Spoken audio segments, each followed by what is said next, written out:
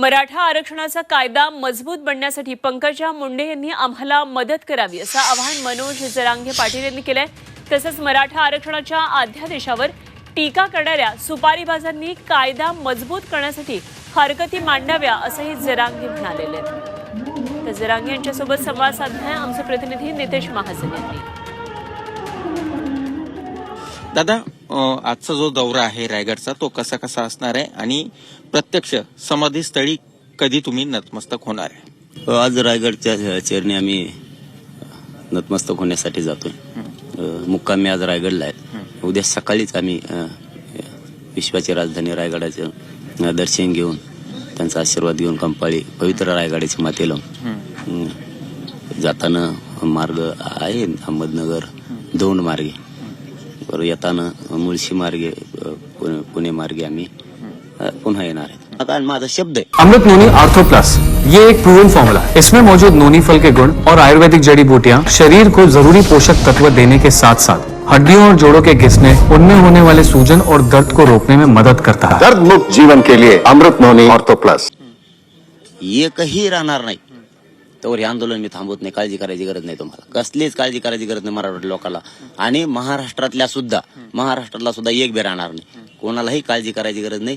गैरसमज पसरत असतात, कारण त्यांनी सुपारी त्यासाठी घेतलेली असते, गैरसमज पसरण्यासाठी। मराठवाड्याला हे नाही मिळालं ते नाही मिळालं, मराठवाड्याला सुद्धा मिळणार आहे। सगळे सोयरे शब्दच कशासाठी आहे? मग नोंदी नसलेल्या मराठ्यांसाठी गॅजेट घेतलंय त्यासाठी।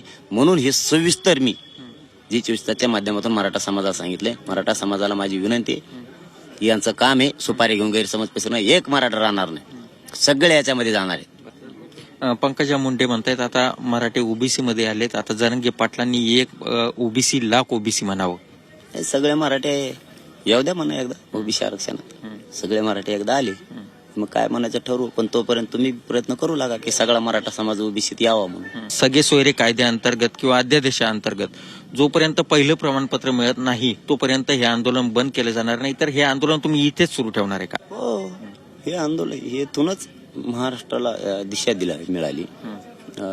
म्हणून माझं असं म्हणणं आहे की साधं आहे, जो काल अध्यादेश झालाय, जो कायदा झालाय, राजपत्रित आदेश झालाय, त्याच्यातून सगळ्या सोयऱ्यांना ज्याची नोंद मिळाली त्याच्या सोयऱ्याला एक प्रमाणपत्र दिलेलं मला बघायचं, बस एवढं। नंतर आंदोलन थांबणार नाही, ते पुढे बघू, पण आम्हाला त्यातून एक पत्र बघायचं, नंतर घोषणा करू। पण तरीही ज्या अडचणी येतील मराठा बांधवांना कुणबी प्रमाणपत्र काढण्यामध्ये तर त्या सोडवणं सुरूच राहील तुमच्याकडून? ती बंदच नाही। आता आम्ही टीमच तयार करणार आहेत, तालुक्यात जिल्ह्याला काम करणार आहे। काय सामान्य माणसाला काय अडचण आली की त्यांना सांगायची आणि त्यांनी ती सोडून घ्यायची।